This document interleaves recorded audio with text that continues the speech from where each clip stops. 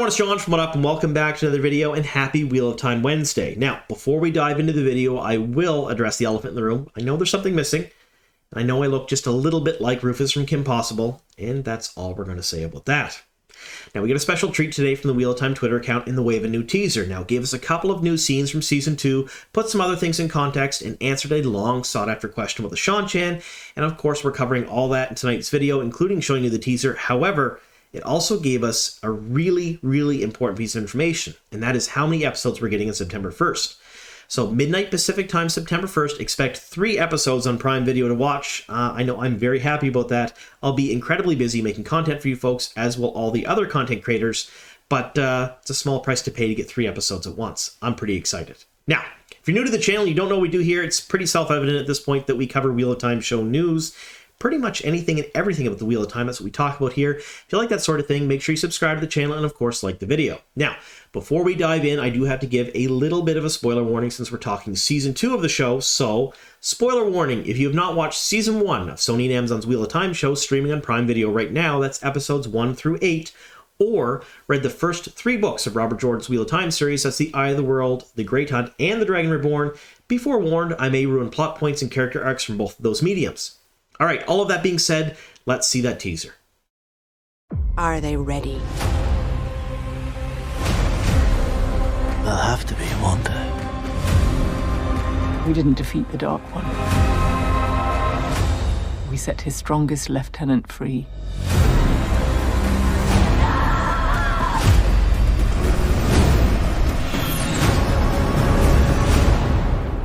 All will bow.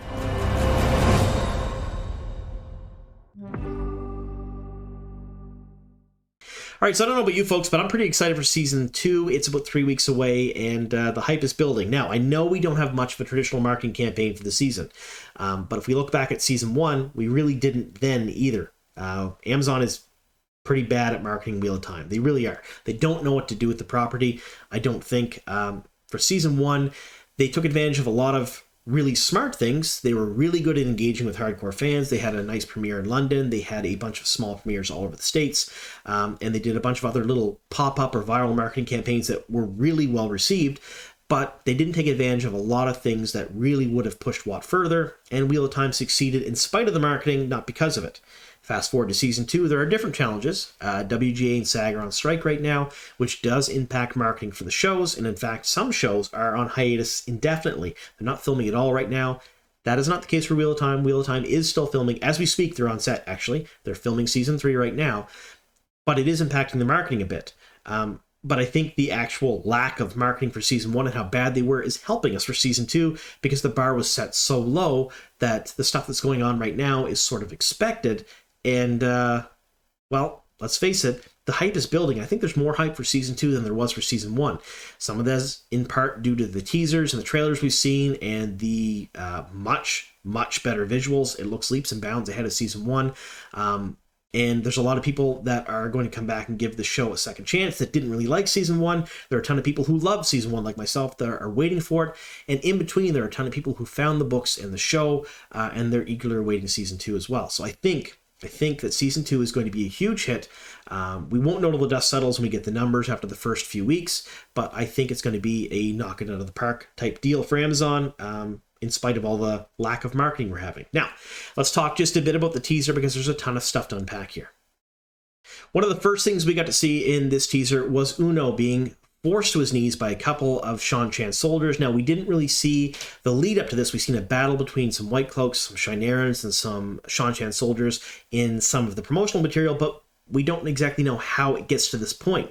We've seen him laying on the ground motionless in some of the promotional material as well, but this is where we actually get to see them force him to the ground in front of High Lady Suroth, which was really very neat. I think this is going to be likely one of the bigger scenes in the series, and it may even be somewhere around the end of episode 3. Remember, we're getting 3 episodes at the premiere, so I think that the first 2 episodes may be build-ups, and there may be a sort of a mini cliffhanger at the end of episode 3, and that's how they're kind of putting it all together to leave us wanting more for episode 4 the following week. this may be that scene. I'm not entirely sure on that. I don't have any inside information. This is just speculation on my part, but I really hope it is, because it sort of seems like it could build up a whole lot and leave a whole lot of mystery for a week. Now, we had this scene here. There's been a lot of speculation what the scene's about, but I believe, and this is, again, pure speculation on my part, that Liandrin here is trying to break Nynaeve's block. They are in the tower. I don't think at this point it's been revealed that Liandrin is a dark friend, so Nynaeve is probably having a fight with her. It's probably a training, like a lesson that she's having. Now, I know that Liandrin wasn't the one that did it in the books. It was Elida, but perhaps Liandrin is taking that role, not Elida's role, but taking the role of trying to break Nynaeve's block and explaining to the audience what a block is. And of course, after making Nynaeve incredibly angry, Nynaeve does her Super Saiyan move and kind of blows Liandrin back against the wall. Either way, I believe that scene is likely the scene where Liandrin is trying to break her block, and it's going to be one of the training scenes in the tower. I think in the first couple episodes, there's going to be a whole lot of training in the tower, explaining what the power is, explaining what the power can do, setting up the politics for the season. And like I said, I think the third episode will likely be the big action episode. Now, the next scene we've seen is this. We have seen this before in some of the promotional material, with Rand appearing to be weaving fire and looking surprised at doing so. And it looks like he's setting the inn, or wherever he's at, on fire as he's doing it, because it's uncontrolled. This happens a number of times in the book series where Rand is not in control of his powers, and as he grasps the one power and sort of uses it, it does wild and unexpected things because he doesn't know what he's doing. I think they're setting that up very, very early, so when he gets a teacher later on to teach him how to use the power, it's more of an impactful moment. And let's face it, with right now 8 seasons confirmed, or at least hopefully confirmed, they have to compact things really, really quick. So showcasing this stuff in season 2 is likely a really good idea. And I think he may even have his instructor by the end of the season or the beginning of season 3. The next spot is this. We've seen this before in a couple of different promotional materials that have been released, some teasers in the trailer, where Elaine and Egwene are outside of the Waygate in what we think is Falma, and Shan-Chan, Damane, and Suldam kind of show up and capture them. This is a scene almost ripped directly from The Great Hunt. But here we get to see the Damane actually channeling, and you notice that the marks of the channeling are coming from where the bracers would be on the Suldam.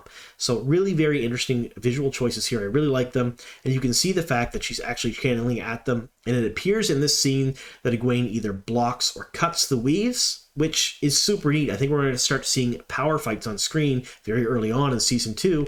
And of course, you get a picture of Elaine concentrating, either likely trying to help out or covering their escape, because you do see some explosions here, and I don't know if that's due to the fact that Egwene has deflected some things, not allowed herself to be shielded, or Elaine is trying to cover their escape. I don't really know here, but you can see in the background there both Egwene and Elaine. In the foreground, you see a Damane, a Suldam, and all of the Shan-Chan soldiers. And what appears to be, and this is the extreme foreground here, High Lady Suroth's throne. Not entirely sure on that, but that's what it looks like to me. Either way, let me know in the comments down below exactly how excited you are about this scene. I know I'm pretty excited to see this one. It's a big one in The Great Hunt. Now, it ends with this. High Lady Suroth basically telling everyone all will bow. This is exciting for a couple of different reasons. The big one is the fact that we finally get to hear the Shan-Chan's accents. Now, Robert Jordan has said in a number of different interviews that the Shan-Chan have used a Texan accent, sort of a slur, and it was no secret that he didn't really enjoy Texans that much, and that's why he sort of did that. And it sort of became an inside joke in the fandom that the Shan-Chan had sort of this Texan drawl. So when you hear them in the book series in your head, at least when I read it, I always heard them as a Texan drawl, and it was sort of silly. Of course, that probably wouldn't work on screen because everyone would be too focused on their accent. But if you did notice, High Lady Suroth has an American accent. Well, likely almost everyone else in the show has a UK or a British accent or other accents from around the world. But the American accent seems to be reserved solely for the Shan-Chan we've heard speak so far, which is really only High Lady Suroth. And I'm pretty excited for this on screen. Now, let me know what you folks think about this. This little teaser, again, it was only about 30-35 seconds, but it did give us some more insight into Season 2. I'm pretty excited. We're like 3 weeks out now at this point, and I think I can probably do a content drop almost every single day on all the stuff that's coming out, because there are a ton of things. Now, watch for a video tomorrow. We're doing one on news. So there is a tabletop game coming. Believe it or not, we're going to talk about that tomorrow. There was an article that likened the Wheel of Time fight scenes in Season 2 to Gladiator and some other big, epic, classic blockbusters. And there's some other stuff too. There's a whole bunch of information out there in Season 2. We're going to break all that down in the next couple of days, so you don't want to miss all that. So again, if you haven't subscribed, please do so. Now, thank you so very, very much for sticking with us here to the very end. Here's to many more.